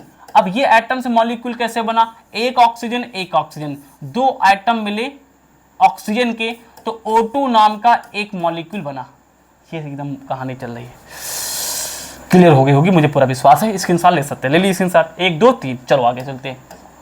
समझ में आ रहा है? मजा आ रहा हो तो कहो मजा आया। अब आगे सुनो, अगला वर्ड है atomicity of some element. Atomicity क्या होता है यार, बड़ा आसान है, एक बार समझ में आएगा। देखो एटॉमिसिटी क्या है, लिखा है atomicity is the number, atomicity पहली बात एक नंबर होता है of atoms present in one molecule. देखो जैसे कि यहाँ पे क्या है, हाइड्रोजन, हाइड्रोजन तो एक में आता है, जैसे मान लो ऑक्सीजन लिखा है O2, समझो क्या लिखा है, atomicity the number of atom present in one molecule of element or अ कंपाउंड। कह रहा है कि भैया ये तो आप समझ गए ना कि O2 लिखा तो मॉलिक्यूल है ना, O2 लिखा तो मॉलिक्यूल है, हाँ, लेकिन ये मॉलिक्यूल बनाने के लिए इसने O नाम के 2 एटम खत्म किए, O नाम के 2 एटम लगा के एक मॉलिक्यूल बनाया। तो अब एक मॉलिक्यूल बनाने के लिए कितने एटम लगे, तो देखो O2 नाम का अगर मॉलिक्यूल बनाना है तो यहाँ पे एक O के लिए एक नाम लिखो, दूसरे O के लिए दूसरा नाम लिखो। तो O2 नाम का मॉलिक्यूल बनाने के लिए में 2 एटम चाहिए, तो इसको बोलेंगे इसकी एटॉमिसिटी 2 है। तो कोई मॉलिक्यूल बनाने के लिए कितने नंबर ऑफ एटम लग रहे हैं, वो नंबर ऑफ एटम को हम बुलाते हैं एटॉमिसिटी ऑफ दैट मटेरियल। बहुत सुंदर, बहुत सुंदर, बहुत सुंदर। अब यहाँ पे तो कुछ एग्जांपल देख लो यार मेरे भाई जल्दी से। जैसे कि नॉन मेटल में हमारे पास आर्गन है, आर्गन क्या है, अकेला रहता है, यानी कि आर्गन क्या है, एक ही एटम है, मतलब आर्गन नाम का एक ही एटम है। और अकेला एटम यहाँ पे क्या है भैया, अकेला एटम यानी रह करके हमारे पास क्या हो रहा है, ये बना रहा है आर, यानी कि मॉलिक्यूल भी बना रहा है। ठीक है, कुछ एग्जाम्पल आप नजर मार लेना, ठीक है। अब देखो, अब देखो, अब देखो, देखो आपने ये तो देखा कि एलिमेंट के मॉलिक्यूल बनाना आसान है, यानी कि आपने ये तो देखा कि एलिमेंट से आपने एलिमेंट्स को तोड़ा तो एटम बना, और एटम को जब मिलाया यानी कि कंबाइन किया, एटम को कंबाइन किया तो क्या बना, यानी कि मॉलिक्यूल बना। अब एक नई चीज आई है जिसको आप पहले पढ़ चुके हो कि अब हम मॉलिक्यूल तो देखेंगे लेकिन कंपाउंड के, एटम्स के नहीं। अब एक नया वर्ड कंपाउंड आया है, देखो समझो, देखो इसके पहला जो हमने आपको पढ़ाया था वहां पे सेम लिखा था, क्या लिखा था पे समझा दें, वहां पे लिखा था मॉलिक्यूल ऑफ एलिमेंट लिखा था। तो आप मुझे ये बताओ, एलिमेंट तो केवल कोई एक हो सकता ना, लोहा होगा तो लोहा होगा, कापर होगा तो कापर होगा, एल्युमिनियम होगा तो एल्युमिनियम होगा। तो अब यानी कि अब एक ही प्रकार के एलिमेंट के जो एटम है जब वो आपस में मिलेंगे तो उसको बुलाते थे मॉलिक्यूल ऑफ एलिमेंट। अब यहाँ कंपाउंड लिखा, कंपाउंड क्या होता है, जैसे H2O कंपाउंड होता है। तो पहली बात तो यहाँ है कि एक ही एलिमेंट के एटम नहीं मिल रहे होंगे यहाँ कंपाउंड वाले में, क्योंकि हाइड्रोजन है ऑक्सीजन है, तो डिफ्यूजन में क्या होगा, यानी यहाँ पे एक ही एलिमेंट नहीं होंगे, 2 से ज्यादा एलिमेंट भी हो सकते हैं, और उनके एलिमेंट यानी कि यहाँ पे क्या है, 2 एलिमेंट, समझ लो यार, 2 एलिमेंट या फिर 2+ एलिमेंट, 2+ एलिमेंट, वो भी कैसे हो, डिफरेंट होने चाहिए, डिफरेंट होने चाहिए। ये जब इनके एलिमेंट के जो एटम है ये कंबाइन हो, वाह वाह वाह, ये कंबाइन हो, और कंबाइन होके जो चीज बनाएंगे उसको बोलेंगे मॉलिक्यूल ऑफ कंपाउंड। एग्जांपल देखो क्या लिखा है, एटम्स ऑफ डिफरेंट एलिमेंट, वही लिखा जो समझा दिया, एटम होंगे डिफरेंट डिफरेंट एलिमेंट के जो कंबाइन करेंगे इन फिक्स रेशियो। ये तो कई बार चिल्ला के आ रहे हैं, पानी बनाने के लिए 1:8 चाहिए, नहीं बन पाएगा, फिक्स रेशियो में आना चाहिए क्या बनाने के लिए, कंपाउंड बनाने के लिए, तो उसको बुलाएंगे मॉलिक्यूल ऑफ कंपाउंड। और पानी क्या, क्या बुलाएंगे उसको हम लोग? उसको बुलाएंगे मॉलिक्यूल ऑफ कंपाउंड। क्या बुलाएंगे? मॉलिक्यूल ऑफ कंपाउंड बुलाएंगे। ठीक है ना? क्या बुलाएंगे भाई? इसको हम बुलाएंगे मॉलिक्यूल ऑफ कंपाउंड। नीचे एग्जांपल लिखे, तब तक देखो एक बार जरा।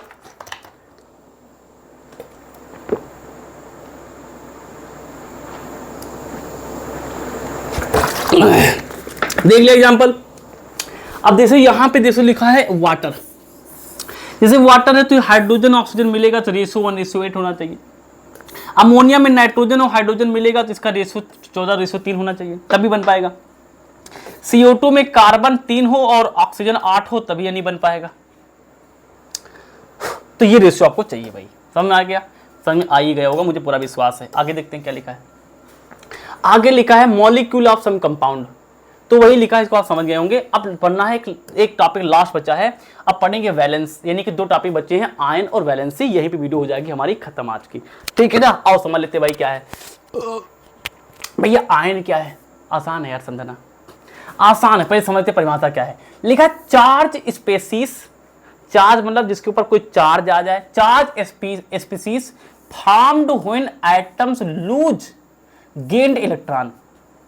कह रहा है कि मान लो सोडियम है, सोडियम यानी कि मान लो किसने क्या किया, सोडियम ने क्या किया, ये समझते कैसे। सोडियम है, उसने 1 इलेक्ट्रॉन छोड़ दिया, तो जब कोई जैसे कोई चीज जितने इलेक्ट्रॉन छोड़ेगा उसके ऊपर उतने प्लस आएंगे। तो इसने 1 इलेक्ट्रॉन छोड़ा तो सोडियम के ऊपर कितना आ जाएगा? 1 प्लस आ जाएगा। इसको लिखेंगे ऐसे। तो कोई चीज ऐसे लिखी तो क्या पहले मतलब समझो। देखो इसका मतलब क्या है कि सोडियम नाम का व्यक्ति है, इसने 1 इलेक्ट्रॉन छोड़ा और बन गया यानी कि Na+ में। तो लिखा है कि आयन पता क्या होते हैं। लिखा चार्ज स्पेसीज, देखो इस पर चार्ज आ गया, इस पर चार्ज आ गया। चार्ज स्पेसीज फॉर्म्ड यानी जब बने, कब बने, कब बनना चाहिए? व्हेन एटम यानी सोडियम की एटम था लूज या फिर गेन इलेक्ट्रॉन। इसने क्या किया? यहां पे इलेक्ट्रॉन को लूज किया, 1 इलेक्ट्रॉन छोड़ दिया है।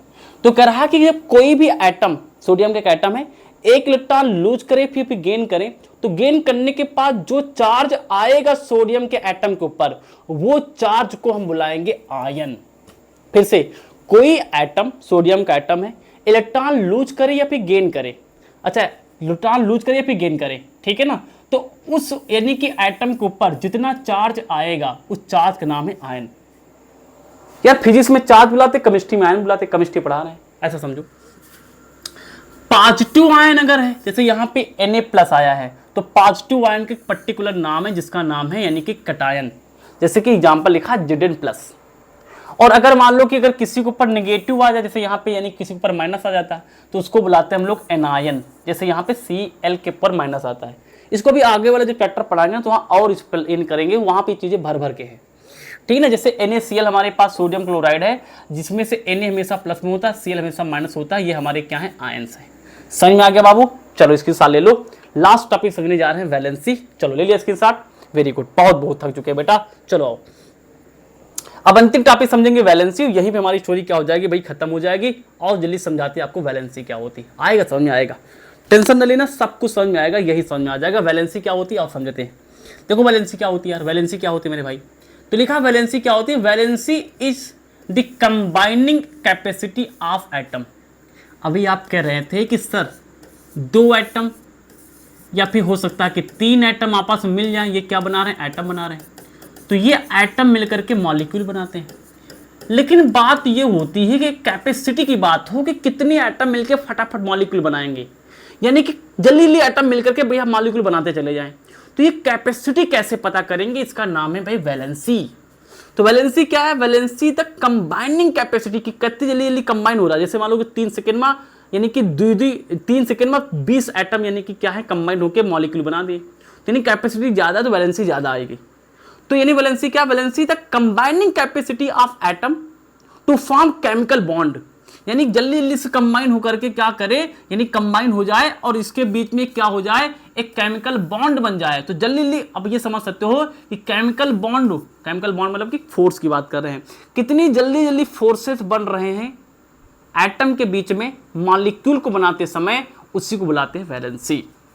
ठीक है, इसी थोड़ा एक्सप्लेनेशन देखें। जैसे यहां पे क्या लिखा है, जैसे लिखा atoms combine to achieve a stable electronic configuration to octet in the outermost shell. इसको भी आप समझ नहीं पाओगे, इसको आप ऐसे नोट कर लो, अपने नोट्स में जब आपको अगला चैप्टर पढ़ाएंगे तो बताएंगे। अब ये ऐसा करते क्यों है, मतलब कि यानी कि कंबाइन क्यों करते हैं, ये ऑक्टेट को पाने के लिए। ऑक्टेट मतलब क्या होता है कि हर चीज चाहती है कि उसके आउटर सेल में, अब आउटर सेल क्या नहीं समझा रहा हूं ना, इसके बाद में चैप्टर समझाएगा, आउटर सेल में 8 इलेक्ट्रॉन घूमे। इसको आप आगे क्लास में पढ़ेंगे, अभी आपको पढ़ाएंगे, अगले चैप्टर में आपके आएगा भी। चलो वैलेंसी को थोड़ा सा और अगर मैं अच्छे से समझना है तो एक लाइन लिखी, इसको आराम समझ पाओगे आप। अगर अच्छे समझना है तो वैलेंसी पता है क्या अच्छे समझना है, तो कह रहा है कि वैलेंसी क्या है, number of electron and atom needs to gain loss और share to complete its octet.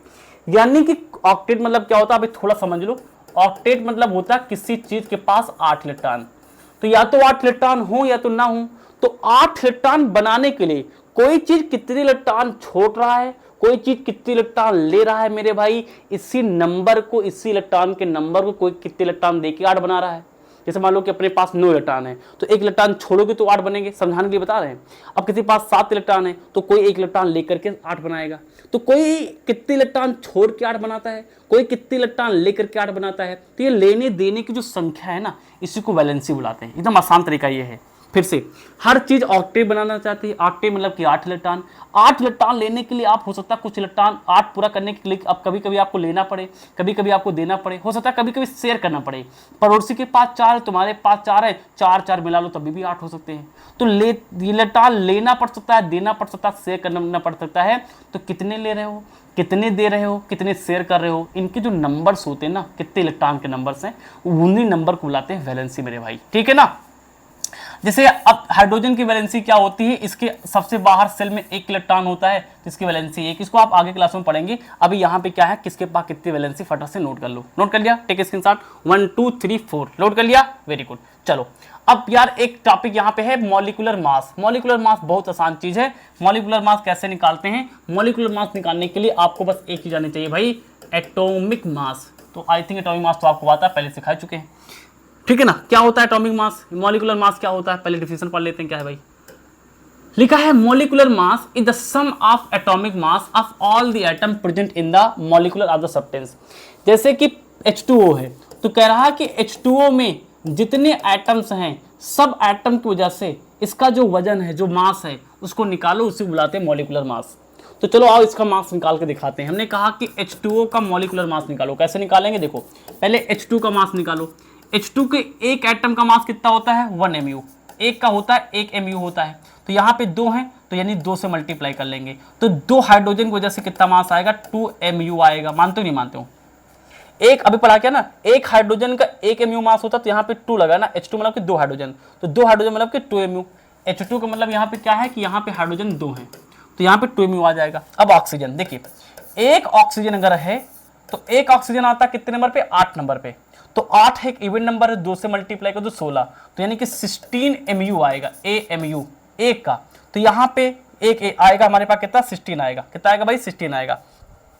तो 1 mu यहाँ पे एक ही है तो यहाँ 16 हो गया। तो 16 ये वाला। अब यहाँ पे H2O, तो H2O जोड़ना है तो H2 कितना अपने पास, H2 हमारे पास 2। अच्छा अब H2 जोड़ चुके हैं ना तो पीछे प्लस लगाएंगे, प्लस लगाएंगे। अब O कितना हमारे पास है, 16। तो 16 2 हमारे पास कितना आ जाएगा, 18 AMU। 18 AMU का मास होगा किसका, वाटर का। ऐसे निकालते मेरे भाई क्या, मॉलिक्यूलर मास। नोट करेंगे इसको। जैसे CO2 निकाला, CO2 निकालते हैं। देखो CO2 निकालना है, देखो C कितने नंबर पे आता है, कार्बन 6 नंबर पे आता है। तो कार्बन 6 नंबर पे आता है, इसका डबल करेंगे क्योंकि इवन नंबर तो 12 आएगा, तो इसका मास होता है 12 AMU। ऑक्सीजन की बात करें तो एक ऑक्सीजन कितना होता है, 8 नंबर पे, 8 डबल कितना हो जाएगा, 16। तो एक का हमारे पास होता है 16 AMU। लेकिन अपने पास कितने हैं, यानी कि O2, यानी कि 2 O है तो 16 दूना 32, यानी कि 32 AMU हो जाएगा। अब निकालो तो CO2 मतलब क्या निकला, CO2 मतलब निकला C + O2। इसका मतलब ये ऐसे तोड़ लिया करो। तो C कितना अपने पास है मेरे भाई, C अपने पास है यानी कि 12 प्लस O2 कितना आपने निकाला, यानी कि 32। तो यहाँ से 2, यहाँ से 2 यानी कि 4, यहाँ से 3, यहाँ से 1 यानी कि 4, 44 AMU का अपने पास क्या है भाई, मास आ जाएगा CO2 का। ले लीजिए स्क्रीनशॉट। तो ऐसे ही निकालना है। अब ये यानी कि CO2 निकाल लिया, अमोनिया NH3 आपके लिए होमवर्क है। तो इस वीडियो में मैंने क्या किया भाई, एटम और मॉलिक्यूल के सारे टॉपिक कवर कर दिए। बस एक टॉपिक छोटा, उसको नेक्स्ट वीडियो में कराएंगे कि भैया केमिकल फॉर्मूला कैसे बनाते हैं। जैसे CO2, तो CO2 कैसे ये बना, CO2 फार्मूला कैसे बना, इसकी बात मैं आपको यानी कि कल बताऊंगा सेकंड पार्ट में कि केमिकल फार्मूला बनाया कैसे जाता है। जैसे कि सोडियम है, सोडियम क्लोराइड यानी नमक जो खाते हैं NaCl, ये कैसे बना, कैसे NaCl यानी खाने वाले सोडा, खाने वाले नमक का नाम आया, ये बना कैसे, इसकी कहानी मैं आपको अगली वीडियो बना के दे दूंगा। ये भी चैप्टर खत्म हो जाएगा। अब मुझे बताना आप किस चैप्टर की नीड है, अगली वीडियो उसी के ऊपर आएगी। Tata bye bye, टुके।